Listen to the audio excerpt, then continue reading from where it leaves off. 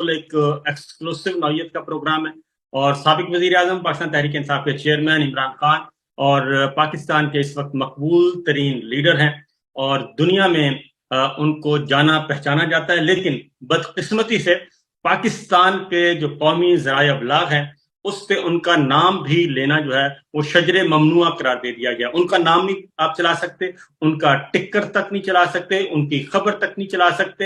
हाँ, अलबत्ता इमरान खान की जगह पे आप चेयरमैन पीटीआई कह सकते हैं, आप पार्टी हेड कह सकते हैं, लेकिन नाम नहीं ले सकते। और ये मजे की बात यह है कि ये हुक्म जो है, ये जो नाम लेने पर पाबंदी का हुक्म है, ये विफाकी हुकूमत पर भी है, ये वजीर आजम पर भी आयद है, ये विफाकी काबीना पे भी आयद है, यानी हुकूमत के ऊपर भी ये पाबंदी है। और अब कोई वजीर, कोई वजीर आजम और यहां तक के मरियम साहिबा जो है वो भी इमरान खान का नाम नहीं ले सकती। तो आज हमारे साथ हैं, बहुत अरसे के बाद, तवील अरसे के बाद आखिरी बार उनसे मुलाकात हुई थी 9 और 10 अप्रैल की दरमियानी शब, जब वजीर आजम हाउस में उनका आखिरी रात थी और हम भी इत्तेफाक से उधर ही थे। और जितने भी जर्नलिस्ट 5-7 लोग थे वहां पे, और उनके साथ जो सियासतदान यानी कि डॉक्टर शहबाज गिल, वो सब के सब जेरे अताब आए। तो ये भी एक अजीब इत्तेफाक है। उनमें हमारे शहीद अरशद शरीफ जो हैं वो अल्लाह ताला को प्यारे हो गए, उनको कत्ल कर दिया गया, सबसे एक्सट्रीम स्टेप उनके खिलाफ लिया गया। बहरहाल खान साहब सलाम अलैकुम। जी वालेकुम सलाम। अच्छा खान साहब, ये बताइए कि आज आप पे तकरीबन 44 मुकदमात और दर्ज कर दिए गए हैं, और ये एक बाकायदा ऊपर से हुक्म आया और आईजी पंजाब ने रावलपिंडी, लाहौर और मुल्तान, मियांवाली, फैसलाबाद तमाम डीपीओस को हुक्म दिया कि 44 एफआईआर में इमरान खान साहब को नॉमिनेट कर दिया जाए। वो 9 मई के वाकयात के हवाले से जितने भी वाकयात हुए, इस पे आप सबसे पहले तो कहें। देखिए साहब, प्रॉब्लम पता है क्या है कि एक रियासत जो है ना वो चलती है इखलाकी कुव्वत के ऊपर, मॉरल अथॉरिटी। कभी भी रियासतें डंडे के कानून पे नहीं चलती। जिस रियासत के पास ये इखलाकी कुव्वत चली जाती है वो फिर जब डंडा इस्तेमाल करती है तो वो, दुनिया की तारीख उठा के देख लें अगर आप तारीख के तालिब इल्म हो, तो वो रियासतें ज्यादा देर चल ही नहीं सकती। देखिए, क्योंकि एक इंसानी माशरे में और जानवरों के माशरे में फर्क है। जानवरों का माशरा चलता है कुव्वत के ऊपर, जो ताकतवर है उस वो जितना ताकत है उतना ही उसकी मनमानी की जाती है, और कमजोर की कोई कोई पूछता नहीं है, वो अपनी जान बचा के फिरता है। तो जब इंसानी माशरे को इंसानी माशरा कहता ही तब है जिसके अंदर इंसाफ होता है। अब ये जो आप देख रहे हैं ना, कभी भी इस मुल्क की तारीख में इंसाफ की इस तरह धज्जियां नहीं उड़ाई गई। लोगों की नजर में कभी भी एक नंगा होके एक रियासत बिल्कुल नंगी होके, कोई किसी किस्म की ना इखलाकियात की उनको फिक्र है, ना इंसाफ की फिक्र है, ना उनके हमारे जो दीन के अंदर जो हमारी रवायतें हैं इस्लाम की, ना उसकी फिक्र है, ना इनको कोई कल्चरल नॉर्म्स की फिक्र है, ना कोई एथिक्स है।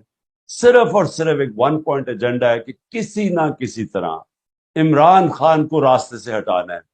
क्योंकि जिन्होंने इसको हटाया था जो साजिश करके, अब वो ये पूरी उनकी कोशिश कहीं वापस ना आ जाए।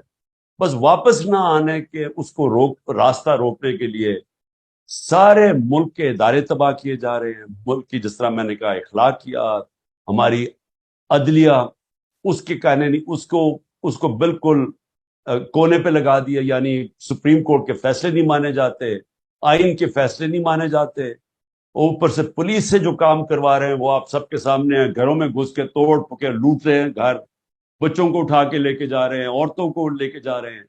उससे भी ज्यादा कि अब उन्होंने जियो फेंसिंग किया कि जी तो आपका आगे जियो फेंसिंग में आपका नाम, इतने पैसे दो नहीं तो जेल में डाल। तो बिल्कुल एक मुल्क की इंसाफ की धज्जियां उड़ गई। और आपको सबको पता है कि ये जो इन्होंने अब किया है इसका मकसद क्या है, कि आखिर में इतनी ज्यादा कौन, यानी अगर ये और बना लिए तो 200 से तो ऊपर मेरे ऊपर केसेस हो गए। अब कोई मुल्क की तारीख में बताएं कोई 200 से ऊपर केस है, वो कोई अपने आप को डिफेंड कर सकता है? आखिर ना आखिर में कोई ना कोई बेल रिजेक्ट होगी और जेल में चला जाऊंगा। تو یہ کوشش صرف وہ ہو رہی ہے، اور یہ اب سے نہیں، 14 مہینے سے کوشش کر رہے ہیں کہ کسی طرح پی ٹی آئی اور عمران خان کو ختم کریں، کیونکہ ہم نے اس کو گرایا، اب یہ واپس نہ آئے۔ خان صاحب یہ بتائیں کہ یہ سارا کچھ ایک ہی اینڈ سے ہو رہا ہے، اور وہ ہے ملٹری اسٹیبلشمنٹ، ملٹری لیڈرشپ کی طرف سے، کیونکہ ٹی وی اونرز کو اور نیوز مینیجرز کو بلا کے ملٹری آفیشلز نے یہ کہا کہ عمران خان کا نام نہیں لینا۔ میں آپ کے ساتھ ایک خبر جو میری انفارمیشن ہے وہ یہ ہے کہ army chief general Asim Munir صاحب کو یہ یقین دلا دیا گیا ہے کہ اگر عمران خان صاحب آئے واپس اور پاکستان تحریک انصاف اقتدار میں آئی تو عاصم منیر صاحب اپنا ٹینیور آپ پورا نہیں کر سکیں گے۔ اب آپ کے پاس آپشن ہے، یا تو ان کو آنے دیں یا پھر آپ کنٹینیو کریں۔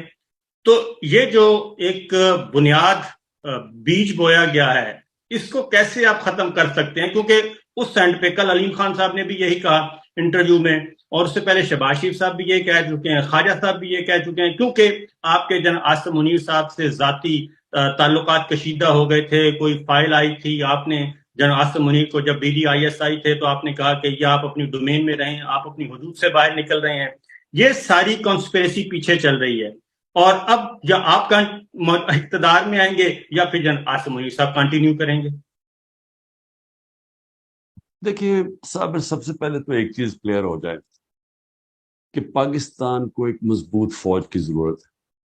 میری طرح کے لوگ جنہوں نے ملک سے باہر کوئی جائیدادیں نہیں بنائی، بلکہ جو بھی باہر بنائی تھی سب کچھ بیچ کے اپنے ملک میں لے آئے ہوں، تو میں تو ہمیشہ کبھی بھی میں نے سوچا ہی نہیں کہ پاکستان کے علاوہ میرا کوئی گھر ہے۔ اور میں نے یہ بھی، کیونکہ میں پہلا پاکستان کی جنریشن ہوں جو آزاد ملک میں پیدا ہوا تھا، ہمارے سارے ماں باپ بڑے غلام ہندوستان میں پیدا ہوئے، تو میں یہ سوچ ہی نہیں سکتا کہ میں کسی کی غلامی تسلیم کروں۔ تو اگر آپ کے پاس ایک کمزور ڈیفنس ہوگا، فوج آپ کی کمزور ہو جائے، تو جو ہمارا یہ ہمسایہ ہے اور جو یہ B J P R S S کا جو فلسفہ ہے، وہ تو پاکستان کو وجود ہی ختم کرنا چاہتا۔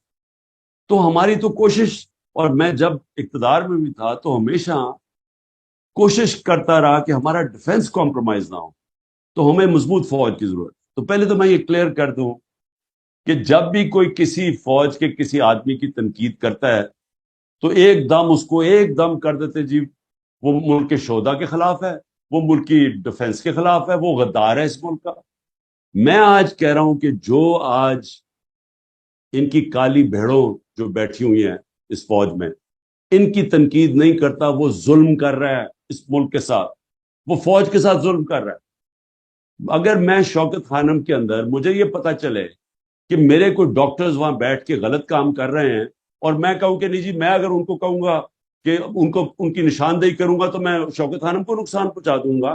میں شوکت خانم کو تب نقصان پہنچاؤں گا اگر میں ان کی نشاندہی نہ کروں، ان کا احتساب نہ کروں۔ یہاں ایک عجیب ماحول بن گیا ہے کہ غداری کے اوپر میرے اوپر کیس کر دیا۔ بھئی مجھے پتا ہے جس آدمی نے میرے اوپر گولیاں چلوائی ہیں، جو قتل کروانے کی کوشش کی ہے، میرے پاس مجھے بس انویسٹیگیشن شروع کرے اور میں ثابت کروں گا وہ اس کے پیچھے تھا، اور یہ دو علاوہ شہباز شریف اور یہ رانا ثناء اللہ، یہ بھی اس کے ہم ان سب کو پتا تھا پلان کا مجھے قتل کرنے۔ اب بجائے اس کی انویسٹیگیشن کرنے کی میرے اوپر غداری لگا دی کہ جی آپ اس پر، یعنی کبھی دنیا میں ایسی چیز سنی ہے؟ میں نے اکیلے نہیں اس کا نام لیا، اس نے لیا، ارشد شریف کی والدہ نے، اس کی بیوی نے، اعظم سواتی نے کہا مجھے تشدد کے اندر وہ ہے، شہباز گل نے اس کا بتایا کہ تشدد جب ہوا ہے تو اوپر سے یہ، جب سے یہ آیا یہی شروع ہوئی ہے چیزیں۔ تو بجائے آپ اس کو انویسٹیگیٹ کریں، آپ الٹا ہمارے اوپر ہمارے منہ بند کروانے کے لیے غداری کر دیتے ہیں۔ یہ ملک سے کا نقصان کیا جا رہا ہے۔ دوسری چیز، میری جنرل عاصم منیر سے کیا لڑائی؟ ہاں ٹھیک ہے، میں پرائم منسٹر تھا، میں سمجھتا تھا کہ اگر میں نہیں کام کر سکا تو نہیں کر سکا، لیکن یہ میری اور عاصم منیر کی بات نہیں ہے، یہ پاکستان کی بات ہے۔ اگر عمران خان کو صرف اس لیے باہر رکھا جا رہا ہے کہ جی وہ کیونکہ اس نے ایک دفعہ ریزائن کروایا تھا، اس کے لیے اب آگے بھی اس کو باہر رکھو، اور اس لیے کہ اس نے ان کو کوئی پوزیشن چلی جائے گی عاصم منیر کی، یہ تو پروپیگنڈا ہو رہا ہے۔ مجھے جب پتا بھی تھا کہ جنرل باجوہ شروع ہو گئے تھے میرے خلاف سازش کرنے، میں نے اس کو نہ میں کرتا تھا ڈی نوٹیفائی، لیکن میں اداروں میں انٹرفیئر نہیں کرتا تھا، نہ میں نے فوج میں انٹرفیئر کیا، نہ میں نے پولیس میں کیا، نہ میں نے نیب میں کیا، نہ میں نے عدلیہ سے کیا، کیونکہ جب تک آپ ادارے اپنے دائرے میں رہ کے کام نہیں کرتے، وہ جب آپ کے ادارے ختم ہوتے ہیں ملک ختم ہو جاتا ہے۔ اب آج کیا ہو رہا ہے؟ سارے ادارے ختم کر دیے، نہ ایف آئی اے کام کر رہی ہے صحیح، نیب سے وکٹمائزیشن، اس سے اینٹی کرپشن سے، پولیس سے، آج عدلیہ اس کے فیصلے نہیں مان، تو سارا ملک کا جو تباہی آج جا رہی ہے، جو لوگ ملک چھوڑ کے جا رہے ہیں، وہ اس لیے کہ ادارے تباہ ہو رہے ہیں تو ملک تباہ ہو جاتا ہے۔ تو تو خان میں صاحب یہ آپ نے واضح کر دوں کہ جی میری کبھی کوئی اس طرح کی سوچ نہیں تھی، نہ میں، اس لیے تو میں نے کوشش کی کہ میں بات کروں جنرل آصف سے۔ کوشش کیوں کی؟ کیونکہ مجھے تو ملک کی فکر پڑی ہوئی ہے اس وقت۔ اچھا خان صاحب یہ بتائیں کہ فیصلے ہمیشہ جو آپ نے ذکر کیا نا کہ فوج پہ کوئی بھی تنقید کرتے ہیں انڈیویجول پہ، وہ کہتے ہیں فوج پہ تنقید ہو گئی، شہداء پہ تنقید ہو گئی، تو یہ فیصلے کرتے ہیں 3-4 لوگ، اوپر کے 3-4 لوگ۔ نواز شریف صاحب بھی یہی کہتے ہیں کہ 1+3 کا فیصلہ تھا 99 کا کو کا، اور آپ کے ساتھ بھی یہی ہوا، پھر پاناما جب ہوا تب بھی نواز شریف صاحب نے یہی کہا۔ تو اوپر کے جو 3-4 لوگ فیصلہ کرتے ہیں اور نیچے کسی کو پتہ بھی نہیں ہوتا۔ اب باجوہ صاحب نے آپ کو ہٹانے کا جو فیصلہ کیا وہ ڈرائنگ روم میں بیٹھ کے کیا، اس کی کنٹینیوٹی ابھی تک چل رہی ہے، بلکہ ورسٹ کنڈیشن آ گئی ہے۔ ہونا تو یہ چاہیے تھا کہ نومبر 29 باجوہ صاحب جب چلے گئے تھے تو نئے آرمی چیف آتے اور سچویشن کو سنبھالتے، بلکہ اس سے بھی زیادہ جو ہے ورسٹ کنڈیشن ہو گئی ہے انسانی حقوق کے حوالے سے، پولیٹیکل وکٹمائزیشن کے حوالے سے۔ اس کی کیا وجہ سمجھتے ہیں کہ یہ کنٹینیوٹی کیوں ہے آپ کے سلسلے میں؟ دیکھیں جنرل، میں بھی یہ سوچ رہا تھا کہ جب جنرل باجوہ جائیں گے، کیونکہ جنرل باجوہ نے تو ہٹایا تھا، تو وہ تو ڈرا ہوا تھا کہ میں واپس آ گیا تو جنرل باجوہ کے اوپر شاید میں کاروائی نہ کر دوں، تو وہ تو سمجھ آ رہی تھی اس کے ڈرنے کی۔ تو اس نے بڑا نقصان پہنچایا جنرل باجوہ نے اپنے آپ کو اور ساری اپنی ذات کے لیے۔ ایکسٹینشن اس نے ہٹایا ابھی شہباز شریف کے ساتھ مل کے اپنی ایکسٹینشن کے لیے، اور یہ بھی جو اس نے کیا، جب پتہ چل گیا کہ پبلک کھڑی ہو گئی ہے، پبلک نہیں چوروں کو تسلیم کر رہی، بڑے بڑے جلسے ہو رہے ہیں، بائی الیکشن ہم جیت رہے ہیں، تو اس نے پھر بجائے ریورس کرنے کے اپنی ذات کی خاطر اس نے ملک کو نقصان پہنچانا شروع کر دیا۔ وہی لے کے آیا فیصل نصیر کو۔ اب جب سے فیصل نصیر آیا، اس نے شروع کر دیا یہ، جیسے کہ ہم کوئی دہشت گرد ہیں یا ہم کوئی کاؤنٹر ٹیررزم کا وہ ایکسپرٹ تھا، جس طرح ہم دہشت، تو اس نے بڑا نقصان پہنچایا۔ جو اپنے ادارے کو نقصان پہنچے وہ کسی دشمن نے نہیں پہنچایا، وہ کوئی پی ٹی آئی نے نہیں پہنچایا، وہ جنرل باجوہ نے پہنچایا ان چوروں کو لا کے، اور وہ لوگوں کو پہلے یہی اسٹیبلشمنٹ ثابت کر رہی کہ چور ہیں، ان کو لا کے اوپر بٹھا دیا، تو اس کا ریئیکشن آیا۔ اور اس کے بعد جو فیصل نصیر کی حرکتیں ہوئی، جو سوشل میڈیا کے لوگوں کو، یہ جو جرنلسٹ کو، جو شہباز گل کو پہلے ٹارچر، پھر اس کے بعد اعظم سواتی سے جو کیا، تو اس کے بعد یہ جو کہ جی ہم ان کو سیدھا کر دیں گے۔ اب وہ جو نقصان پہنچایا، میں امید رکھا تھا کہ جنرل عاصم منیر آ کے چینج کریں گے پالیسی، ہم سب سمجھ رہے ہیں، لیکن میرے خیال میں ان کا بہت بڑا انفلوئنس ہے نیچے سے، ان کے کئی لوگ ان کو انفلوئنس کرتے ہیں، اور مجھے افسوس سے کہنا پڑتا ہے کہ پاکستان تو آج ایک تباہی کے کنارے پہ کھڑا کر کے رکھ دی، کیونکہ ابھی تو امید ہی نہیں نظر آ رہی۔ اب تو یہ ہے کہ الیکشن آئیں گے تو یہ سارا جو پلان بن رہا ہے وہ تو یہی بن رہا ہے نا کہ تحریک صاحب کو ختم کر کے ان کو انہی کی بندر بانٹ کروا دو ملک کی، جنہوں نے 30 سال سے ملک کا بیڑا گرک کر رہے ہیں، جن کے ہوتے ہوئے بنگلہ دیش بھی آگے نکل گیا اور ہندوستان بھی آگے نکل گیا 90 کی دہائی میں، نہیں تو پاکستان تو 80 کی دہائی تک سب سے آگے تھا، تو ان کے ہوتے ہوئے تو تباہی ہوئی ہے۔ تو اب انہیں کو ایک اور چیز میں ذاتی طور پہ بھی میرے علم میں ہے، اگر آپ چاہیں تو شیئر کریں۔ جنرل عاصم منیر کے آرمی چیف بننے سے پہلے جب تنازع ہو گیا کہ پتہ نہیں آپ اس کو اپوز کریں گے، آپ کے ساتھ بھی کو کامن فرینڈز نے رابطہ کیا کہ عاصم منیر صاحب اگر آرمی چیف بنتے ہیں تو آپ اپوز نہیں کریں گے، تو آپ نے بھی اس کو ویلکم کیا، اور کامن فرینڈز نے آپ کو بھی قائل کیا، اور کچھ کو میں جانتا ہوں۔ تو جیسے ہی یہ کام ہو گیا اس کے بعد وہ کامن فرینڈز کہیں غائب ہو گئے یا کدھر چلے گئے؟ کیونکہ آپ نے ویلکم کیا آرمی چیف کو. دیکھیے جی، میں تو کسی کو جانتا ہی نہیں تھا. میں تو جب یہ پہلی تو چیز پرائم منسٹر بناتا ہے آرمی چیف کو تو کانسٹیٹیوشنلی تو اس کا رائٹ تھا. دوسری چیز کہ میں تو کسی کو نہیں جانتا تھا. میں نے تو بار بار سٹیٹمنٹس دیے کہ جو بھی میرٹ کے اوپر آتا ہے ہم اس کو ہم مانیں گے, ہم کوئی انٹرفیئر نہیں کریں گے. میں نے تو پہلے آرمی چیف بننے سے پہلے میری سٹیٹمنٹ ساری سن رہے ہیں. اور جب عاصم منیر آئے تو میں نے ان کو میسج پہنچائی. میں نے کہا دیکھو مجھے یہ پتا چلا ہے کہ لنڈن پلان بنا ہوا اور نواز شریف نے آپ سے یہ گارنٹی لیا کہ آپ نے پی ٹی آئی کو ختم کرنا ہے اور مجھے. تو میں نے کہا مجھے یہ میسج ملی ہے, یہ ان کے بننے سے پہلے میں نے وہی جو کامن فرینڈ کی بات کرے اسے میسج پہنچائی. اس نے آگے سے کہا, انہوں نے کہا بالکل فکر نہ کرو, کوئی ایسی چیز نہیں ہو. بہرحال ہم نے تو ویسے بھی روکنا نہیں تھا. تو ڈاکٹر ابھی مجھے یہاں ملنے آئے اور ہم نے فیصلہ کیا, ہم نے کہا ٹھیک ہے ہم اپوز نہیں کریں گے.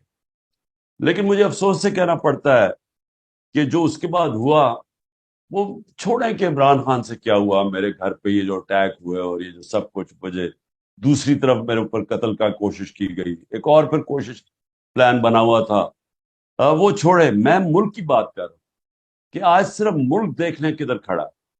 مجھے صرف یہ بتا دیں کہ یہ ہو سکتا ہے کہ ایک ملک جو 6% کے اوپر 6.1% کے اوپر گرو کر رہا ہو, ورلڈ بینک تعریف کر رہا ہو, وہ IMF تعریف کر رہا ہو کہ پاکستان میں سسٹینیبل گروتھ ہو رہی ہے, معاشی طور پہ آگے جا رہا ہو, اور ایک دم 1 سال کے اندر آج ملک گھٹنوں پہ ہے, بے روزگاری بڑھ گئی ہے, انہوں نے $3 ارب لیا ہے IMF سے اور بڑا خوش ہو رہے ہیں. تو $7 ارب کی ڈالروں کی کمی ہو چکی ہے 1 سال میں. یعنی جو ہم ایکسپورٹس پہ جو نقصان کم, ایکسپورٹس کم ہوئی ہیں اور جو ریمیٹنسز کم ہوئی ہیں, وہ $7 ارب کم ہوا ہے ہمارے دور سے. تو $7 ارب کم ہو کے $3 ارب کا قرضہ لے لیا. یعنی آپ کی دولت سکڑتی جا رہی ہے, آپ کی آمدنی سکڑتی جا رہی ہے اور قرضے بڑھتے جا رہے ہیں اور خوشیاں منا رہے ہیں سارے. تو یہ جو ملک کا حال کیا ہے, کوئی تو اس کا ذمہ دار ہوگا, اور میڈیا کو کنٹرول کر لیا. وہی میڈیا جو شور مچایا کرتا تھا کہ جتنی مہنگائی ہوگی, آج 38% مہنگائی ہے پاکستان میں, ہماری 12%, 12.2 یا 3 پہ. سارا میڈیا شور مچایا ہوا تھا کہ تباہ ہو گیا ملک. آج چپ کر کے میڈیا بیٹھا, کنٹرول میں آ گیا. آج کوئی بات نہیں کر رہا کہ بے روزگاری کتنی ہے, آج کوئی نہیں بات کر رہا کہ عام آدمی, تنخواہ دار آدمی کا کیا حالات ہے, بجلی کے بل کدھر چلے گئے ہیں, لوڈ شیڈنگ کتنی ہو گئی ہے. یہ سارا میڈیا چپ کر کے بیٹھا ہوا ہے. اچھا خان صاحب یہ بتائیں کہ میڈیا تو خاموش ہے, وہ تو بہت بڑے بڑے نامور لوگ جو ہیں وہ بھی خاموش ہو گئے ہیں. اگر آپ کے ساتھ پلان یہ ہے, جو ہمارے پاس انفارمیشن ہے, کہ جیسے ہی جسٹس قاضی فائز صاحب آئیں گے, وہ چیف جسٹس آف پاکستان بن جائیں گے, اس کے بعد الیکشن کی ڈیٹ اناؤنس ہو اور الیکشن شیڈول بھی ان کے آنے کے بعد آئے, تاکہ نواز شریف صاحب کی سزائیں, بقول ان کے, یہ PMLN کی ہے, کہ نواز شریف صاحب کی سزائیں ختم ہو جائیں گی, ان کی سزائیں ختم ہو کے وہ کوالیفائی کر لیں گے اور آپ کو ڈسکوالیفائی کر دیا جائے گا. اور اس کے لیے جو ماحول بنایا گیا ہے جسٹس قاضی فائز صاحب کے لیے کہ آپ نے ان کے خلاف ریفرنس فائل کیا, آپ اگر پوری بات بتا دیں, کیونکہ مجھے تو پتا ہے لیکن میں چاہتا ہوں آپ پوری بات بتا دیں کہ جسٹس قاضی فائز صاحب کو کے خلاف جب ریفرنس آیا تھا وہ کہاں سے آیا تھا اور وہ کس نے تیار کیا تھا, یہ مجھے بتا دیں, کیونکہ اس وقت DGISI جو تھے وہ کوئی اور تھے. دیکھیں پہلے تو کیا ہوگا آگے وہ تو اللہ ہی بہتر جانتا ہے. میرا تو فیصلہ یہ ہے کہ میں جب تک زندہ ہوں تو میں تو اپنی مشن کے ساتھ کھڑا ہوں, انصاف کی تحریک کے ساتھ, کہ جب تک اس ملک میں انصاف نہیں ہوتا ویسے ہی ملک کا کوئی مستقبل نہیں.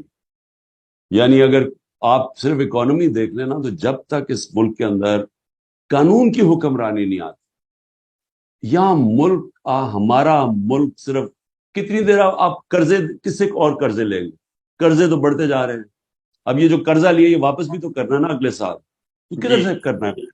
جب آپ کے پاس آمدنی سکڑتی جا رہی ہے تو قرضے کدھر سے واپس کرنی ہے؟ آمدنی تب بڑھے گی جب ملک میں سرمایہ کاری ہو, سرمایہ کاری تب ہوگی جب جو سرمایہ کار ہے اس کو ملک کے انصاف کے نظام کے اوپر اعتماد ہوگا. جب تک سرمایہ کار کبھی سب سے بزدل ہوتا ہے سرمایہ کار، کیونکہ مشکل سے اپنا پیسہ اکٹھا کرتا، تو وہ تو تب تک نہیں کرے گا جب تک اس کو ایک سسٹم پہ اعتماد نہیں ہوگا. یا تو سپریم کورٹ کے فیصلے گورنمنٹ ہی نہیں مانتی. 14 مئی کا الیکشن ہے اور گورنمنٹ کہتی ہے بھاگ جاؤ. اب وہ آ رہے ہیں ملٹری کورٹس کے خلاف، ابھی کیس چل رہا ہے. تو گورنمنٹ کے وزیر کہہ رہے ہیں جی اگر ملٹری کورٹس کے خلاف فیصلہ آیا ہم مانتے نہیں. تو جو سپریم کورٹ کا فیصلہ نہیں مانتے، کس نے اپنا پیسہ لے کے آ رہا ہے؟ تو ان کو سمجھ ہی نہیں آ رہی کہ ملک کا جو فیوچر ہے وہ ڈپینڈنٹ ہے گورننس، وہ آئے گی رول آف لا سے. اب آ جائیں جی کہ قاضی جسٹس فائز قاضی فائز صاحب کا عیسیٰ. ریفرنس. میں قاضی فائز عیسیٰ کو زندگی میں کبھی نہیں ملا.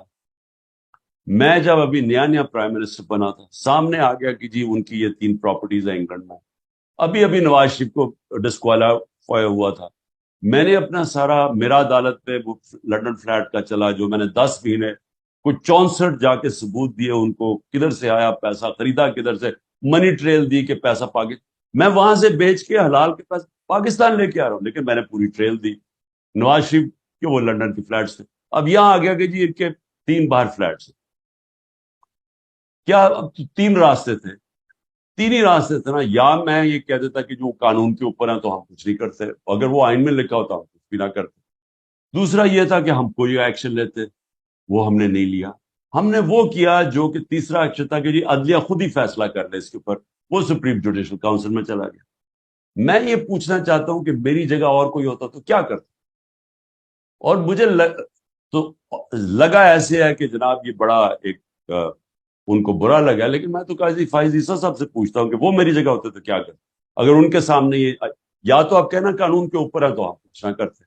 اوپر سے لنڈن فلیٹس کے اوپر کہانی بھی آئی ہوئی تھی میری اور نواز.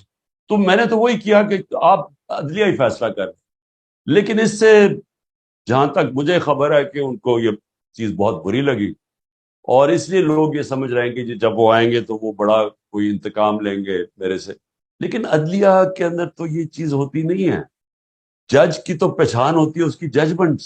میرا اچھا برا کہنا یا کسی کا پبلک، وہ تو ڈپینڈ کرے گا کہ وہ کس طرح کے فیصلے کریں گے، اس کے اوپر ان کا نام اوپر یا نیچے جائے گا.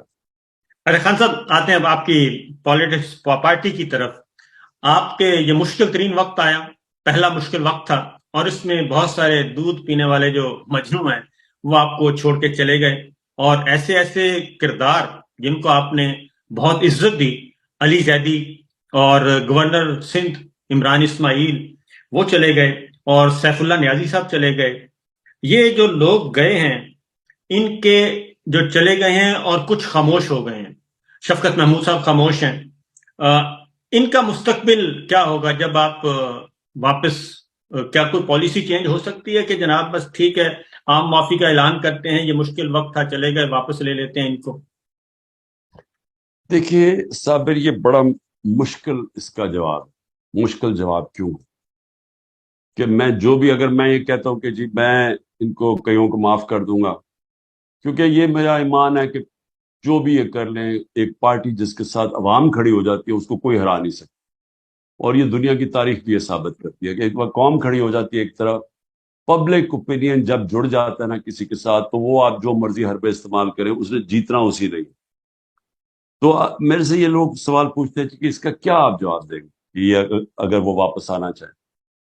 میرے خیال میں یہ مشکل اس لیے ہے کہ اس وقت بڑے ایسے لوگ ہیں جو بڑی مشکلیں برداشت کر رہے ہیں.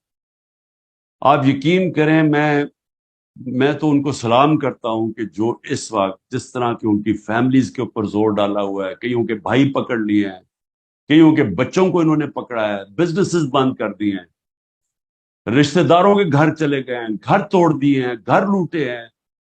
یعنی اس سارے، اور کئی جیلوں میں پڑے ہوئے ہیں، اور ان سے صرف کہتے ہیں کہ جی ایک چیز کہہ دو کہ عمران خان کے ساتھ اب چھوڑ رہے ہیں، تو وہ ان کو چھوڑنے کے لیے بھی تیار ہے، لیکن اس کے باوجود وہ کھڑے ہوئے.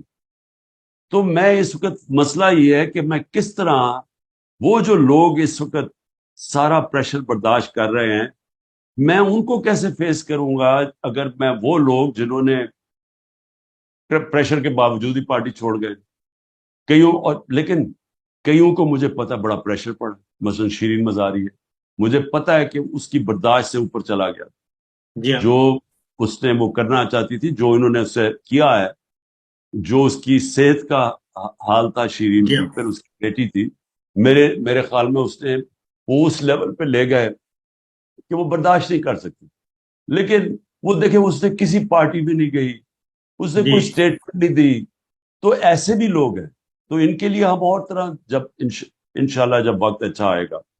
لیکن اور یہ آسان نہیں ہے، اس کا یعنی فیصلہ کرنا آسان نہیں ہے. دوسری جانب علی محمد خان ہیں، شہریار افریدی ہیں، میاں محمود رشید ہیں، چودھری پرویز الہی صاحب ہیں، یاسمین راشد ہیں، عالیہ حمزہ ہیں، عمر سرفراز چیمہ ہیں، اعجاز چودھری ہیں، عامر ڈوگر ہیں، فردوس شمیم نقوی ہیں. یہ بھی تو خان صاحب فیس کر رہے ہیں نا، جبکہ یہ جو جتنے بھی میں نے دودھ پینے والے مجنو ہیں وہ بالکل آرام سے چلے گئے، یہ سب لوگ فیس کر رہے ہیں. تو ان کے بارے میں آپ کیا کہیں گے؟ خاص طور پہ میں چودھری پرویز الہی صاحب کے بارے میں آپ سے بات ضرور کروں گا. جی میں سب سے زیادہ تو حیران ہوں چودھری پرویز الہی پہ، کیونکہ اس عمر پہ، اور مجھے جو پتا ہے کہ انہوں نے جان کے جیل میں ان کے لیے بڑی سخت کنڈیشن رکھی ہوئی ہیں، وہ سب کچھ برداشت کرنا، تو میں تو سلام کرتا. میں نہیں سمجھتا تھا کہ وہ اس طرح کا جو سختی ہے وہ کر سکیں گے. اور پھر جب سارے آپ نے نام لیے، دیکھیں آج شہریار افریدی سے جو کیا، اس کی بیوی کو پکڑ لیا، پھر ایک دوسری جگہ بیوی پکڑنے، اس کو بچوں کے ساتھ پکڑنے کی کوشش کی. تو علی محمد جس طرح اس کے اوپر پریشر، اور پھر یہ میاں محمود رشید، اعجاز چودھری، عمر چیمہ، بیوی پکڑ لی اس کی، بیوی گئی عدالت میں، اس کو پکڑے جیل میں. یعنی یہ پہلے تو یہ ہماری ساری روایتوں کے خلاف. اسلام میں جب نبی صلی اللہ علیہ وسلم جنگ پہ جاتے تھے تو یہ تو اپنے ہیں نا، وہ دشمنوں کو کہتے تھے کہ آپ نے ان کی عورتیں، بچے اور بوڑھوں کو کچھ نہیں کہنا، یعنی حکم ہوتا تھا فوج کو. تو یہاں تو اپنے لوگوں سے وہ کر رہے ہیں جو کہ مقبوضہ کشمیر میں ہوتا ہے، اور جو فلسطین کے ساتھ اسرائیل کر رہا ہے، ہمارے سے وہ کیا جا رہا ہے کہ عورتوں کے اوپر پہنچ گئے. تو یہ ساروں کی بڑی اسپیشل جگہ ہوگی، اور انشاءاللہ پارٹی میں بھی ان کی بڑی اسپیشل جگہ ہوگی انشاءاللہ. اور سر یہ بتائیں کہ سینٹ آپ کے پاس ہے، سینیٹر موجود ہیں، محسن عزیز صاحب ہمیں کافی ایکٹیو نظر آتے ہیں، شہزاد وسیم بھی ہیں. میں نے خود لوگوں کو کہا ہوا کہ دیکھیں کئی لوگ جو جن سے مثلا مراد سعید ہے، جس طرح اعظم سواتی ہے، یعنی وہ لوگ جن کو قاسم سوری ہے ہمارا بلوچستان، قاسم سوری کے بھائی کو پکڑ کر لے گئے ہیں، بزنسز بند کر دیے اس بیچارے کی ساری. ایک بھائی کو لے گئے، دوسرا بھائی بھاگا ہوا ہے. تو یعنی وہ تین ہی بھائی تھے، اکٹھے رہتے تھے، تو ان کی والدہ اکیلی ہیں، یعنی ان کی جو بیوی ہیں. تو ان ساروں کے اوپر انہوں نے یہ اس طرح کا تشدد کیا ہوا ہے، اور زور لگا رہے ہیں. تو میں پھر سے یہ کہوں گا کہ میں تو ان کو خاص یہ جگہ میرے دل میں بھی ہوگی، اور پارٹی میں بھی انشاءاللہ ہم کبھی ان کو نہیں بھولیں گے. اچھا خان صاحب، آپ پہ پریشر ڈالا جا رہا ہے، پیغامات بھجوائے گئے پچھلے دنوں بھی کہ آپ پارٹی کی لیڈرشپ سے الگ ہو جائیں، یعنی آپ الیکٹورل پالیٹکس سے الگ ہو جائیں، الیکشن نہ لڑیں تاکہ وزیر اعظم نہ بن سکیں، پارٹی کسی اور کے حوالے کر دیں، یا پھر آپ باہر چلے جائیں، کچھ دیر کے لیے ریسٹ کر لیں اور یہ الیکشن ہو لینے دیں. اس الیکشن کے بعد آپ آ جائیں، اس الیکشن کو آپ کے بغیر لڑنا چاہیے، اور پارٹی آپ کی اگر آنا چاہے تو کوئی ہمیں اعتراض نہیں ہوگا. تو کیا آپ نے اس بارے میں بھی کوئی پلان بی بنایا ہوا ہے، کوئی آصف علی زرداری صاحب ٹائپ کا، کہ آپ پیچھے بیٹھ کے پارٹی چلائیں اور پارٹی کسی اور کے حوالے کر دیں، کوئی کمیٹی بنا دیں اسپیشل قسم کی، سپر کمیٹی، وہ سارے معاملات دیکھ کے جیسے آپ نے بنائی بھی تھی؟ دیکھیں آصف علی زرداری یا نواز شریف یہ کوئی پالیٹکس میں کسی بڑے مقصد کے لیے نہیں آئے، یہ پیسے بنانے ہیں. ان کا اگر پیسہ بنتا رہے گا، ان کو کیا فرق پڑتا ہے؟ پیچھے پریزیڈنٹ بن جائے گا، اوپر بیٹھ کے پریزیڈنٹ بن کے 50 دفعہ دبئی کی نجی وزٹس پہ جا رہے ہیں. وہ نواز شریف پرائم منسٹر بن کے 22 دفعہ لنڈن پرائیویٹ وزٹس پہ گیا ہے. میرے بچے تھے وہاں، میں 3.5 سال میرے بچے وہاں انگلینڈ میں، 2 دفعہ مجھے دعوت ملی انگلینڈ میں جانے کی پرائم منسٹر. اس پہ آپ پہ بہت اعتراض ہوتا ہے، آپ پہ بہت زیادہ تنقید ہو رہی ہے کہ آپ نے یہ انویٹیشن کیوں نہیں قبول کیا. پہلی دفعہ پہلی دفعہ انویٹیشن اس لیے قبول نہیں کیا کیونکہ وہاں بریکسٹ کا ایشو بنا ہوا تھا. وہ ٹریزا میں ان کی پرائم منسٹر تھی اور ان کو بہت بڑا کرائسس آیا. تو مجھے دعوت تو دی, لیکن میں نے سوچا کہ وہاں تو ٹرانزٹ ہو رہی ہے گورنمنٹ. تو جب آپ باہر جاتے ہیں ملک سے, آپ بڑا پیسہ خرچ کرتے ہیں. آپ کا جو سارا جو ٹرپ ہوتی ہے, آپ ملک کے ڈالرز خرچ کرتے ہیں. تو میں تو ٹرپ تب کرتا تھا جب مجھے ہو کہ میرے ملک کو فائدہ ہے. تو مجھے اس پہلے ٹرپ سے کوئی فائدہ نہیں نظر آیا. دوسری جو ٹرپ تھی وہ میں نے جانا ضرور تھا, بورس جانسن نے خاص مجھے بلایا, لیکن میں اس لیے نہیں گیا کہ یہاں ایک وہ ہو گیا ٹی ایل پی کا کوئی ان کا مارچ ہو رہی تھی اسلام آباد میں, وہ پولیس والوں کو پولیس والے انجرڈ تھے اس کے اندر, وہ بڑا ہو رہا تھا, اسلام آباد آ رہے تھے. تو جب ملک میں کرائسس ہو, میں کیسے چھوڑ کے ملک باہر جا سکتا. تو میں کہنے کا میرا مقصد یہ ہے کہ مجھے تو ٹائم نہیں ملا نجی دورے کرنے کا, جو نواز شریف 22 دفعہ لندن چلا گیا. تو ان کے مقصد اور ہیں پاور میں آنے.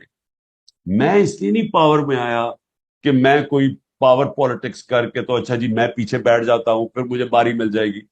میرے لیے تو یہ جہاد ہے, یہ حقیقی آزادی کی جہاد ہے جو 27 سال پہلے شروع کی تھی کہ انصاف کے ساتھ آزادی آتی ہے. اور وہ ایک پورا ایک مشن ہے. وہ مشن کے اندر بھی کبھی آپ کہتے ہیں اچھا جی میں پیچھے ہٹ جاتا ہوں, پہلے کسی کو آگے کر دو تو میں آگے آ جاتا ہوں. کبھی سوچا ہے کہ کسی دنیا میں جمہوریت میں ایسے ہوتا ہے کہ کوئی لیڈ کر رہا ہے ایک موومنٹ اور وہ اگلے کہنے جی ہمیں آپ پسند نہیں ہے تو آپ فلانے کو لے آئیں. یہ کوئی جمہوریت میں ہوتا ہے؟ اور یا کسی موومنٹ میں ایسے ہوتا ہے؟ یہ تو تب ہوتا ہے جب بندر بانٹ ہو رہی ہو, جو آج کل بندر بانٹ دبئی میں بیٹھ کے ہو رہی ہے. اچھا جی تمہیں ہم سندھ دے دیں گے, اچھا تمہیں ہم کراچی دے دیں گے. خان صاحب ایمان صدر آپ کے لیے کیسا رہے گا؟ کیا مطلب؟ یعنی کہ آپ صدر مملکت بن جائیں. دیکھیں میں یعنی اگر میں نے صدر بننے کے لیے پالیٹکس کرنی ہے تو میں پالیٹکس کر کیوں رہا ہوں؟ میں ویسے ہی نہ کروں. مجھے اللہ نے کسی چیز کی کمی دی ہے, قوم عزت کرتی ہے, دنیا میں جاتا ہوں اللہ نے عزت دی ہے, تو مجھے ضرورت کیا کہ میں جا کے وہاں بیٹھ جاؤں کسی ایوان کے اندر. میں اس لیے تو نہیں پالیٹکس کر رہا. اچھا آپ نے ذکر کیا دبئی کا. پاکستان میں خان صاحب اقتدار حاصل کرنے کے لیے اور اس کو برقرار رکھنے کے لیے اب تو آپ کو بھی پتہ چل گیا ہوگا کہ بہت سارے جو پاور کوریڈورز ہیں وہاں پہ مختلف ایلیمنٹس ہیں, ان کے ساتھ آپ کو معاملات سیٹ کرنے پڑتے ہیں. ان میں سے ایک ہماری ملٹری اسٹیبلشمنٹ ہے, دوسرا ہمارے دوست ممالک ہیں. اس وقت بھی جو زرداری صاحب ہیں وہ یو اے ای کو میں بیٹھ کے لابنگ کر رہے ہیں. نواز شریف صاحب یو اے ای اور پلس ہمارے سعودی عرب کے برادر ملک کے ساتھ رابطے میں ہیں, ان کے ذریعے کوئی نہ کوئی راستہ نکالنے کی کوشش کر رہے ہیں. اور اسی طریقے سے آپ کے بلاول اس وقت امریکہ میں ہیں, وہ وایا بائیڈن انتظامیہ کے ذریعے کوئی راستہ بنانے کی کوشش کر رہے ہیں. تو آپ کہ ان ممالک کے ساتھ خاص طور پہ ایم بی ایس اور یو اے کے ساتھ آپ کے اس وقت کیا مراسم ہے؟ کیا وہ اس میں انٹروین کریں گے کہ جناب عمران خان صاحب کو آپ مائنس کریں, بس ٹھیک ہے ان کے لیے راستہ ہموار کریں, ہماری ملٹری اسٹیبلشمنٹ کو کہیں گے وہ؟ دیکھیں صابر, اگر مجھے اور ملکوں کے کندھوں پہ چڑھ کے آنا پاور میں آنا ہے تو میں آنا ہی نہیں چاہتا. میں پاور میں صرف آنا چاہتا ہوں اگر پاکستان کی عوام مجھے الیکٹ کرے. اگر وہ الیکٹ نہیں کرتی, میں آپ کو یقین دلاتا ہوں کہ میں اپنی زندگی سے بڑا مطمئن ہوں, مجھے کسی چیز کی کمی نہیں ہے. ان لوگوں کو تو ہے نا کہ انہوں نے تو زندگی میں کبھی, مجھے تو اللہ نے سب کچھ دکھا دیا. میں تو وہ اللہ نے شہرت میری سوچ سے بھی زیادہ, دنیا میں عزت, یعنی مجھے کس چیز کی کمی ہے. آپ یقین کریں کہ میرے جو 3.5 سال پرائم منسٹر کے تھے میرے اتنے مشکل تھے, کیونکہ میں نے اپنی میں کی نفی کر کے پرائم منسٹر بنا. جو چیزیں میں چاہتا تھا, جو آزادی, میں ایک آزاد آدمی ہوں, میرے شوق کیا تھے, پہاڑوں پہ جانا, ٹریکنگ کرنا, یعنی میرے اور طرح کے شوق. میں پھنس گیا کمرے کے اندر, صبح سے جا کے شام تک واپس. اب وہ ویکینڈ آئے تو جو چھٹی کا دن تھا اس دن ویسے کام سارے. یعنی میں تو 3.5 سال چھٹی نہیں لی. صرف 5 دن کورونا میں بیمار ہوں, 1 دن چھٹی نہیں لی. تو اپنے میں کو ختم کر کے میں نے کیا تھا اپنے ملک کے لیے. تو مجھے کوئی ضرورت نہیں ہے پوزیشن کی, مجھے کوئی پرائم منسٹر کا شوق بننے کا نہیں ہے کہ میں جا کے جی گاڑیوں کے آگے پیچھے, بلکہ میں تو ایک اور طرح کا آدمی ہوں. میں تو اکیلے پن میں ٹائم گزارا ہے. میرے شوق ہی سارے اور ہے. میری ٹریکنگ اب وہ کر ہی نہیں, جب سے پرائم منسٹر بنا ہوں ٹریکنگ ہی نہیں کر سکتا.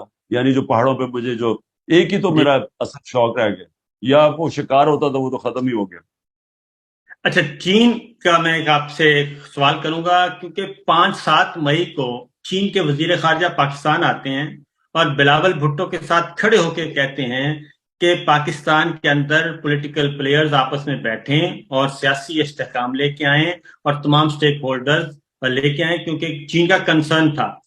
تو بجائے اس کے کہ استحکام لایا جاتا, اس کے بعد فوری طور پہ آپ کی گرفتاری ہو جاتی ہے اور آپ اس کے بعد پھر 9 مئی بھی ہو جاتا ہے. دیکھیں اس وقت کیا ہو رہا ہے, اسٹیبلشمنٹ اور یہ ساری پی ڈی ایم پارٹی یہ سب مل کے 1 پوائنٹ ایجنڈا پہ ہے, اور وہ ایجنڈا یہ ہے کہ عمران خان کو باہر رکھنا. اب عمران خان کو باہر رکھنے کا مطلب کہ ملک کی جو سب سے بڑی سیاسی جماعت ہے اس کو آپ نے باہر رکھنا, اور باہر کیسے رکھنا, اس کو ختم کریں. ختم کیسے کر رہے ہیں؟ یہ جو 9 مئی کا سارا ڈرامہ تھا, اب یہ جس وقت مجھے موقع میں کہتے ہیں جی ملٹری عدالتوں میں عمران خان کو ٹرائی کرو, میں صرف ایک چیز چاہتا ہوں, مجھے ملٹری عدالتوں میں میرا ٹیلی وائزڈ ہو جو میں باتیں کروں گا. میں کوئی وکیل نہیں چاہتا, میں اپنا خود ڈیفینس کروں. میں یہ ثابت کروں گا کہ سارا پری پلان تھا. یہ پلان ہی یہ تھا کہ 14 مہینے سے کرش کرنے کی کوشش کر رہے تھے وہ, انہوں نے وہ 9 مئی کو استعمال کر کے تو یہ جو 48 گھنٹے میں 10,000 لوگوں کو پکڑ لیا. تو پہلے سے پلان ہوگا تو پکڑا تھا نا. جس پارٹی نے کبھی کوئی توڑ پھوڑ نہیں کی, جب گولیاں لگی تو نہیں کی, تو ایک دم جب انہوں نے جلانا گھرانا شروع کر دیا تو یہ پری پلان تھا. کہنے کی میں یہ کوشش کر رہا ہوں کہ یہ جو لوگ اوپر بیٹھے ہوئے ہیں اسٹیبلشمنٹ, اور یہ اس وقت پاکستان کا نہیں سوچ رہا ہے. وہ جو چائنیز نے جو بات کہی تھی وہ ملک کا سوچ رہا تھا. کوئی بھی آدمی آج پاکستان کا سوچ رہا ہے وہ ایک ہی چیز کہے گا کہ پولیٹیکل سٹیبلٹی لے کے آؤ. پولیٹیکل سٹیبلٹی آئے گی صاف اور شفاف الیکشن سے. اگر آپ صاف اور شفاف الیکشن نہیں کروائیں گے, جو بھی یہ حربے استعمال کر رہے ہیں, جو بندر بانٹ کر رہے ہیں, یہ ملک کو تباہی کی طرف لے کے جا رہے ہیں. دیکھیں ملک کو چاہیے بڑی سخت ریفارمز. کوئی بھی ریفارم نہیں کر سکتا جب تک پبلک اس کے ساتھ نہ کھڑی ہو. جب آپ ایک پبلک مینڈیٹ لے کے آئیں گے پھر ہی آپ ریفارمز کر سکتے ہیں. یہ 14 مہینے میں نے ملک کا تو جو ملک سے کیا کوئی دشمن بھی نہ کرے, تو اب انہی کو کہیں گے کہ یہ پھر سے ریفارمز کریں گے. یہ کیسے کریں گے؟ اور کوئی اور یہ سمجھ رہے جی ٹیکنوکریٹک سیٹ اپ آگے کرے گا. آج تک کسی ٹیکنوکریٹک سیٹ اپ نے آگے کوئی ملک ٹھیک کیا؟ ملک ٹھیک مہاتر نے کیا, ملیشیا مہاتر نے بدلا. اس کے بعد جو سنگاپور تھا وہ لی کوان یو نے, ایک پرائم منسٹر نے پبلک مینڈیٹ سے بدلا. جو بھی ملک بدلے جاتے ہیں وہ پبلک کی پاور ہوتی ہے, پھر پبلک ساتھ ہوتی ہے اصلاحات کے لیے, اور پھر ایک قوم اپ بنتی ہے. یہ تو الٹا جا رہے ہیں. یہ تو ان لوگوں کے اوپر بٹھا رہے ہیں جن لوگوں نے ملک کو یہاں پہنچایا کہ بنگلہ دیش بھی آگے نکل گیا, اب وہ ملک ٹھیک کریں گے. شہید ارشد شریف اور عمران ریاض یہ بھی صرف اس وجہ سے زیر عتاب ہیں, اور باقی بھی جرنلسٹ ڈاکٹر معید ہیں, شاہین سے بھائی ہیں, وجاد سعید خان ہیں, میں خود ہوں. تو یہ خان صاحب اس پہ آپ کیا کہیں گے کہ میڈیا سارا کے سارا میڈیا آرام سے قبول کر لیا؟ انہوں نے 1-2 آفیسرز نے بلایا, ان کو کہا شٹ اپ, آج کے بعد اس سے آگے نہیں بڑھنا اور عمران خان کا نام نہیں لینا, اور انہوں نے کہا ٹھیک ہے. دیکھیں صاحب, یہ اور آخری میرا سوال, کیونکہ میرے لوگ انتظار کر رہے ہیں, سنو میری بات. دیکھو بدقسمتی سے میڈیا اونرز کے بزنس انٹرسٹ ہے, اور وہ بزنس انٹرسٹ اور میڈیا کو ساتھ ساتھ چلاتے ہیں.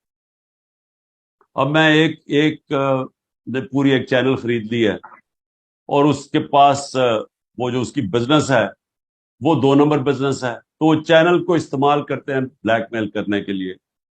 تو یہ یاد رکھیں کہ یہ جو سارا مجھے درس دیتے تھے آزادی رائے کے, اور ہم حالانکہ وہ کوشش کر رہے تھے کہ ریسپانسبل جرنلزم ہو, فیک نیوز کے اگینسٹ. میرے اگینسٹ ہر قسم کی نیوز, فیک نیوز نکلاتی تھی, منسٹرز کے اگینسٹ نکلاتی تھی, جو مغرب میں ہیں کہ آپ کی ذمہ داری بھی, آپ اگر کسی کو کسی کو اس کی ریپوٹیشن کو نقصان پہنچائیں گے, کسی کو ذلیل کریں گے, تو اس کے پاس ہونا چاہیے رائٹ کہ اپنے آپ کو ڈیفینڈ کرے, اور لائبل لاز ہیں. لیکن ہمارے اگینسٹ پوری کیمپین چلی کہ ہم نے پتہ نہیں کیا کیا کیا اور میڈیا کو بند کرنے کی کوشش کی. اب کیا ہوا؟ انہوں نے سیدھی طرح حکم کیا ہے میڈیا اونرز کو کہ تم اگر یہ لائن پہ نہیں چلو گے ہم تمہیں یہ کر دیں. اور ان میں سے کئی میڈیا اونرز نے بڑی کوشش کی اپنی آزادی رائے رکھنے کی, میں داد دیتا ہوں ان کو. لیکن کئی پہلے میں سلام کر کے تو جناب سیدھا جا کے وہ شروع ہو گیا, اور کئی پہلے ہی ان کے ساتھ تھے. تو ہوا کیا؟ دیکھو خطرناک چیز اب کیا ہے صاحب, آپ ایک معاشرے کے اندر سے جب تنقید ختم کر دیتے ہیں, جب ایک معاشرے کے اوپر آپ انفارمیشن کے اوپر آزادی رائے پہ کنٹرول کر لیتے ہیں, جب آپ ڈنڈے کے زور سے اپوزیشن کو بھی دبا دیتے ہیں, تو یہ یاد رکھے کہ آپ اپنے ملک کی موت کی سائن کر رہے ہیں, یعنی آپ اپنے معاشرے کی تباہی کے اوپر سائن کر رہے ہیں. اور اگر آپ نے تاریخ دیکھنی ہے تو صرف زیادہ دور نہ جائیں, ایسٹ اور ویسٹ جرمنی سیکنڈ ورلڈ وار کے بعد علیحدہ ہو گئے, ایک میں یہی حرکتیں جو آج ہو رہی ہیں پاکستان میں ایسٹ جرمنی میں شروع ہو گئی, ویسٹ جرمنی آزاد ہو گیا, آزادی رائٹ ڈیموکریسی آ گئی. 50 سال کے بعد ویسٹ جرمنی اوپر چلا گیا, ایسٹ جرمنی نیچے چلا گیا. ایسٹ اور ویسٹ یورپ وہی یورپینز تھے, آدھوں کے اندر آزادی آ گئی, جمہوریت اور تنقید آ گئی, پارلیمنٹ آ گئی, آزادی رائے آ گئی, آزاد میڈیا آ گیا, اور دوسری طرف انہوں نے بند کر دیا جو آج پاکستان میں ہے. ویسٹ جرمنی ویسٹ یورپ اوپر چلا گیا, ایسٹ یورپ نیچے چلا گیا. ساؤتھ اور نارتھ کوریا کے اندر یہ حرکتیں جو آج پاکستان میں ہیں, ساؤتھ کوریا کے اندر انہوں نے ڈیموکریسی, ساؤتھ کوریا اوپر چلا گیا, نارتھ پیچھے رہ گیا, آج بھوکے مر رہے ہیں لوگ. اور وہی لوگ ہیں. کہنے کا میرا مقصد یہ دنیا کا ایکسپیرئنس کہ ہمارے نبی صلی اللہ علیہ وسلم نے لوگوں کو آزاد کیا تھا مدینہ کی ریاست میں. فرعون کا جب کہا جاتا ہے قرآن کے اندر تو اس نے لوگوں کو غلام بنایا تھا. انہوں نے آزاد کر کے دنیا کا سب سے عظیم سویلائزیشن بنایا. دنیا کے مسلمانوں نے امامت کی, مدینہ میں انہوں نے انسانوں کو آزاد کیا, انصاف دے کے, حقوق دے کے, انہوں نے اندرونی طور پہ آزاد کیا لا الہ الا اللہ سے. وہ لوگ دنیا کی امامت کی اقبال کے شاہین بن گئے. اور وہی جو فرعون کا قرآن میں جب دیتے ہیں ذکر, وہ غلام بناتا تھا. لا الہ الا اللہ انسانوں کو انسانوں کی غلامی سے آزاد کرتا ہے, اور آزاد انسان ہی اوپر جاتے ہیں. تو یہ تو ہمیں اندھیروں کی طرف لے کے جا رہے ہیں, یہ تو تباہی کی طرف لے کے جا رہے ہیں کہ لوگوں کے منہ بند کر کے ڈنڈے مار کے یہ ویگو ڈالے آ رہے ہیں اور لوگوں کو اٹھا کے لے کے جا رہے ہیں جو اختلاف کرے. اور یہ یا تو ملک بڑا ترقی کر رہا ہو, اوپر سے ملک بھی نیچے جا رہا ہے.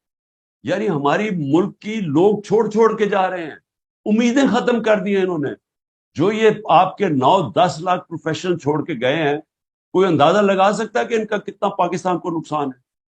اور جو پروفیشنل نہیں جا رہے وہ اپنے ڈالرز بھی باہر لے کے جا رہے ہیں, پیسے چینج کرتے ہیں اور ڈالر باہر. تو ملک کا کیا بنے گا؟ میں تو سب سے یہ بات, جب میں نے, اب تو میں بات ہی نہیں کرتا, پہلے میں کہہ رہا تھا, کوشش کی کہ جی اسٹیبلشمنٹ سے بات چیت کریں. وہ ایسے سمجھے کہ جی شاید عمران خان بڑا کوئی گھبرا گیا یہ سارے کریک ڈاؤن سے یا جیل سے. میں تو اپنے ملک کا سوچ رہا ہوں کہ یہ جو آپ نے راستہ پکڑا ہوا ہے, یہ تو ملک کو آپ تباہی کی طرف لے کے جا رہے ہیں. یہ تو امید ہی ختم کر دی ہے ملک. تو اور آگے آپ کے پاس راستہ بھی کوئی نہیں ہے, روڈ میپ بھی کوئی نہیں ہے. آخری سوال خان صاحب, آخری سوال. آپ دوبارہ برسر اقتدار آتے ہیں, پہلا جو ٹینیور ہے, کیا وہ غلطیاں آپ دوبارہ ریپیٹ کریں گے؟ For example army chief general Bajwa صاحب تھے, ان کو آپ کے پرنسپل سیکرٹری پسند نہیں تھے, ان کو آپ کے وزیر اعلیٰ پنجاب پسند نہیں تھے, ان کو آپ کے وزیر اعلیٰ خیبر پختونخوا پسند نہیں تھے, ان کو آپ کے وزیر خزانہ پسند نہیں تھے, ان کو آپ کے وزیر داخلہ پسند نہیں تھے. تو یہ سارا کچھ ہو رہا تھا, تو کیا آپ ایک تو یہ بتائیں لوگوں کو کہ آپ کے ساتھ کیا کچھ ہو رہا تھا, کہ آپ کس حد تک آزاد تھے اس وقت, پھر آپ کے ساتھ جو یہ چھوٹی جماعتیں ساتھ لگا دی گئیں, تو آنے والا وقت کیا آپ کمپرومائز کر کے آئیں گے اور دوبارہ سے وہی غلطیاں دہرائیں گے, یا پھر انڈیپینڈنٹلی آپ ہائیبریڈ رجیم نہیں بلکہ ایکچوئل جو ڈیموکریسی ہے وہ لے کے آئیں گے؟ دیکھیں جی, پہلے فیصلہ کر لیں کہ پاکستان کو اس دلدل میں سے نکالنا یا نہیں نکالنا، یا ہم نے یہی بندر بانٹ کر دی. یہ بندر بانٹ ہی کر رہے ہیں نا. یہ جو اب دبئی میں ہو رہے ہیں بندر بانٹ ہو رہی ہے کہ آپ کو یہ ہوگا یہ شیئر آپ کا، یہ شیئر آپ کا، اور کیا ہو رہا ہے؟ بندر بانٹ کرنا ملک کو مستقبل نہیں. اس ملک کی اصلاحات کر رہی ہیں، بڑے فیصلے کر رہے ہیں، وہ پبلک مینڈیٹ سے ہوں گے، اور وہ تب ہوں گے جب کہ ایک کلیئر فیصلہ ہو کہ کیا ملک میں آپ نے قانون کی حکمرانی قائم کرنی ہے یا نہیں کرنی، یا آپ نے ایک لوگوں کو کہہ دینا ہے کہ جی آپ ملک میں قانون سے اوپر ہیں، آپ جو مرضی کریں، چوری کریں تو آپ کو این آر او مل جائے گا، آپ جو مرضی رات کو لوگوں کے گھروں کے توڑ کے اندر گھس جائیں، لیکن کیونکہ آپ طاقتور ہیں آپ ایکس پرائم منسٹر کو بھی قتل کرنے کی کوشش کریں تو آپ کے ایف آئی آر نہیں کٹے گی. اگر تو یہ ملک چلانا ہے، آج میرے سے صابر سن لو، ملک کا کوئی مستقبل نہیں رہا. یہ ملک بڑی تیزی سے ہی ہمیں نیچے لے کے جا رہے ہیں، اور مجھے افسوس سے کہنا پڑتا ہے جس تیزی سے ہندوستان اوپر جا رہا ہے، خطرہ یہ ہے کہ وہ ملک تیزی سے اوپر جا رہا ہے جو ابھی امریکہ سے ڈیل کر کے آیا ہے وہ نریندر مودی، جب اس نے تکبر میں کہا کہ جی پاکستان کو تو بھول ہی جاؤ، اپنے ہی بوجھ میں مرنے والا ہے. تو وہ ٹھیک کہہ رہا ہے کہ اگر ہم نے اسی طرح چلتے رہے ہم گئے. دوسری طرف یہ کہ دیکھیں پرائم منسٹر جس کو آپ ذمہ داری دیتے ہیں، جو پبلک سے مینڈیٹ لے کے آتا ہے، اتھارٹی اس کی ہوتی ہے. جنرل باجوہ کون ہوتا ہے کہنے والا کہ جی مجھے تمہارا پرنسپل سیکرٹری فلانا نہیں پسند تو سی ایم نہیں پسند؟ بھی مینڈیٹ تو میں لے کے آؤں، مجھے لوگوں نے جج کرنا ہے بعد میں کہ الیکشن میں کہ انہوں نے فیصلہ کرنا ہے کہ میں نے میرے ملک ٹھیک چلایا یا نہیں. تو جنرل باجوہ اگر اتنے بڑے جینیس تھے تو وہ جو یہ لے کے آئے 14 مہینے کا یہ جو سیٹ اپ ہے، جنہوں نے ملک کا بیڑا غرق کر کے رکھ دیا ہے، تو وہ مجھے ذرا سمجھائے نا کہ یہ اسحاق ڈار کو سمجھتا تھا بہت بریلینٹ ہے، اور یہ شہباز شریف کو. تو یہی سلیکشن ہوئی نا اس کی کہ وہاں اس گورنمنٹ کو جو 6.21 سے 4% پہ جو گرو کر رہی تھی اس کو ہٹا کے تو ان کو لے کے سارا کچھ ہی ملک کا ایک چیز بتائے کہ انہوں نے بہتر کی ہو. تو اس کا مطلب کہ وہ جو اپنے آپ کو سمجھتا تھا کہ میں سارا، کیونکہ پاور اتنی زیادہ تھی، وہ تکبر میں سمجھتا تھا سب کچھ جانتا ہے. بھئی آخر میں یہ سمجھائے کہ اکانومی پاکستان کی جو ہماری دور میں تھی، کرونا میں کس نے کرونا میں نکالا ہے؟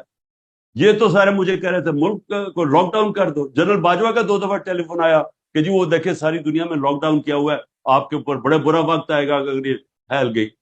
میں نے فیصلہ کیا تھا روکنے کا کہ میں نہیں کرتا لاک ڈاؤن، غریب مر جائے گا. تو میری ذمہ داری تھی نا. تو اللہ کا کرم ہے کہ دنیا نے ہمیں کہا کہ وہ ملک ہے جس سے سب سے بہترین. امریکہ کا جو فائنینشیل ایڈوائزر تھا ٹرمپ کا، اس نے کہا پاکستان کو اگر ہم فالو کرتے ہیں تو ہم 10 خرب ڈالر بچا سکتے اپنے ملک کے، جو ہماری پالیسیز تھی. تو پوائنٹ یہ ہے کہ جس کی ذمہ داری ہے، میں کچھ اور کہہ رہا ہوں صابر، ذمہ داری میری ہے، اتھارٹی وہ مجھے کہہ رہا ہے کہ جی وہ اس کو چینج کر دو اور علیم خان کو لے آؤ. میں اس کو سمجھاتا رہا. میں نے کہا مجھے ایل ڈی اے نے پریزنٹیشن دی ہے کہ 200 ارب روپے کی زمین اس نے اس کے اوپر قبضہ کیا ہوا، اس نے فارسٹ کی زمین. ایل ڈی اے نے پریزنٹیشن دی ہے، میں پوچھا رہا ہوں اسے، وہ کہتا نہیں جی اس کو لے آؤ. اس کے لیے کرپشن کوئی بری چیز ہی نہیں تھی. تو دیکھیں یہ غلط ہے کہ آپ یہ چاہیں کہ آپ اگر یہ چاہتے ہیں کہ میں نے ایسا کمپرومائز کر کے آنا ہے کہ ہم صرف میں پرائم منسٹر بن جاؤں تو باقی سب کچھ ٹھیک ہے، میں وہ پرائم منسٹر بننا ہی نہیں چاہتا. اور لاسٹلی ٹائم ختم ہو رہا ہے کہ فارن پالیسی پہ بھی خان صاحب یہی ایشو ہے، فارن پالیسی بھی پرائم منسٹر نہیں ڈیل کرتے. دیکھیں فارن پالیسی میں تو ہمیں 3 سال تو کوئی مسئلہ نہیں بنا. فارن پالیسی میں تو جو میری فارن پالیسی جو تھی وہ بڑی اسٹریٹ فارورڈ تھی کہ میں تو فارن پالیسی بنا رہا تھا پاکستان کے لیے کہ میری قوم کے لیے بہتری کیا. اور میں سمجھتا ہوں کہ نان الائن فارن پالیسی جو ہندوستان کی ہے ہمیں وہ فالو کرنی چاہیے، ہمیں کوئی کسی کی غلامی نہیں کرنی چاہیے. لیکن آخری 6 مہینے میں جنرل باجوہ کی کوئی اور ویوز ہو گئے تھے، وہ مجھے کچھ سمجھ نہیں آئی کہ ہوا کیا اس کو ایک دم. وہ میں ڈیپ جاؤں گا نہیں. تو آخری 6 مہینے میں اس میں کوئی شک نہیں کہ وہ ایک دم ڈائیورجنس. لیکن 3 سال تک تو کوئی پرابلم نہیں تھا، فارن پالیسی پہ کنسنسس تھا. اوکے جی، تھینک یو صاحب، بہت شکریہ.